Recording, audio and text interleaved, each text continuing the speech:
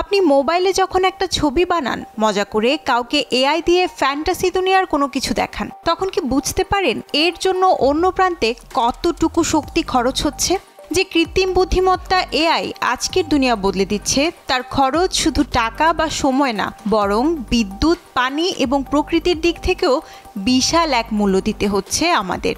সমস্যা হলো আমরা অনেকে জানি না, বুঝিও না যে এই চমকপ্রদ প্রযুক্তি পৃথিবীর পিঠে কতটা ভার ফেলে দিচ্ছে।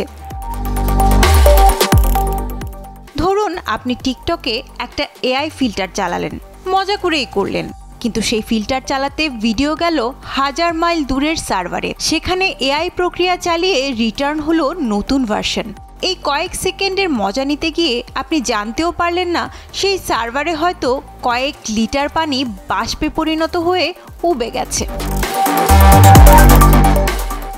যখন একটা এআই ছবি বানানো হয়, সেটা হয়তো এক ক্লিকে শেষ, কিন্তু সেই ক্লিকের পেছনে কাজ করে হাজার হাজার কিলোমিটার দূরের বিশাল ডেটা সেন্টার, যেখানে প্রতি সেকেন্ডে গুনগুন করে চলে হাজার হাজার প্রসেসর, যাদের কাজ আপনার কমান্ড বুঝে বিশাল এই পরিকল্পনার জগৎ সৃষ্টি করা।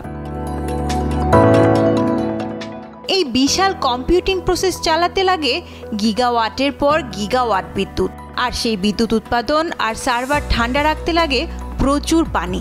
আপনি হয়তো অবাক হবেন, চ্যাটজিপিটির মতো একটি বড় মডেল ট্রেনিংয়ে গড়ে ঘন্টায় প্রায় 1287 মেগাওয়াট বিদ্যুৎ লাগে, যা দিয়ে বাংলাদেশের 40,000 গ্রামীণ পরিবার একদিন চলতে পারত। আর গুগলের ডেটা সেন্টারগুলো দিনে প্রায় 21 লাখ লিটার পানি ব্যবহার করে কুলিংয়ের জন্য। এটা প্রায় 4200 মানুষের একদিনের পানির সমান। পৃথিবীর 75 পানি হলেও তার সামান্যই সুপেয় পানি, সেটারও বেশিরভাগ বরফে বন্দী। সহজ কথায় পৃথিবীর মোট পানির মাত্র 0.5% আমাদের ব্যবহারের জন্য সহজলভ্য।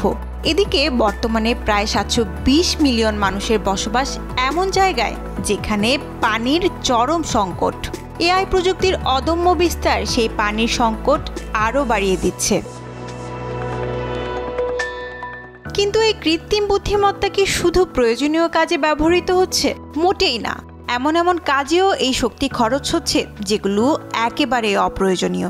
ইদানিং সোশ্যাল মিডিয়ায় দেখা যাচ্ছে এআই দিয়ে বিখ্যাত ব্যক্তিদের মুখ বসিয়ে হাস্যকর ভিডিও বানানো হচ্ছে, কাউকে নকলভাবে কাঁদানো বা হাসানো হচ্ছে, এমনকি মৃত ব্যক্তিদেরও জীবিতর মতো দেখানো হচ্ছে।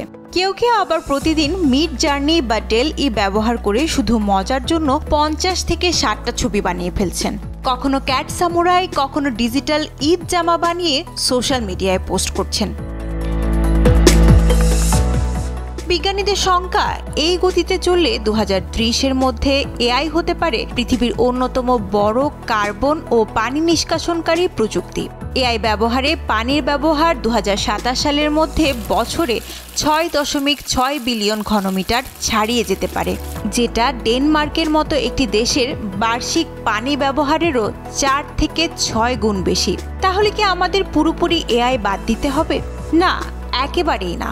বরং প্রয়োজন বুদ্ধিমত্তার সঙ্গে এর ব্যবহার করা। বিশ্বের বড় বড় টেক কোম্পানি যেমন hugging face, open AI, Google বা মাইক্রোসফট এখন গ্রিন এআই নিয়ে কাজ করছে, যার মূল লক্ষ্য পরিবেশ বান্ধব এআই মডেল তৈরি, সৌরবিদ্যুৎ ব্যবহার এবং স্বচ্ছ পানি ব্যবস্থাপনা। কিছু কোম্পানি পুরোপুরি সৌরবিদ্যুৎ বা বাতাস চালিত টারবাইনের মাধ্যমে তাদের সার্ভার চালানোর দিকে যাচ্ছে।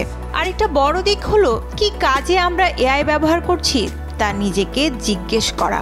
দরকার কি প্রতিদিন 20 বার মজা করে কুকুরের ছবি বানানোর, বা প্রয়োজন নেই চ্যাটবটের সঙ্গে প্রেমের অভিনয় করার। বরং যেসব কাজে সমাজ, শিক্ষা বা পরিবেশের উপকার হতে পারে সেসব দিকেই মনোযোগ দেওয়া উচিত। এআই দিয়ে কৃষকের জন্য আবহাওয়ার পূর্বাভাস দেওয়া, রাস্তার জ্যাম এড়ানোর জন্য ট্রাফিক ডেটা বিশ্লেষণ কিংবা চিকিৎসকের হাতে দ্রুত রিপোর্ট পৌঁছে দেওয়ার মতো কাজে প্রযুক্তিকে ব্যবহার করাটাই হবে সবচেয়ে কার্যকরী ও বুদ্ধিমানের কাজ। প্রযুক্তি আমাদের বন্ধু, তবে সে যেন পরিবেশের শত্রুতে পরিণত না হয়। তাই একটু দায়িত্ব নিয়ে, একটু বুদ্ধি দিয়ে ব্যবহার করলেই এআই হতে পারে আমাদের ভবিষ্যতের দিশারি, না ধ্বংসের বাহক। নুসরাত তানি, যমুনা নিউজ।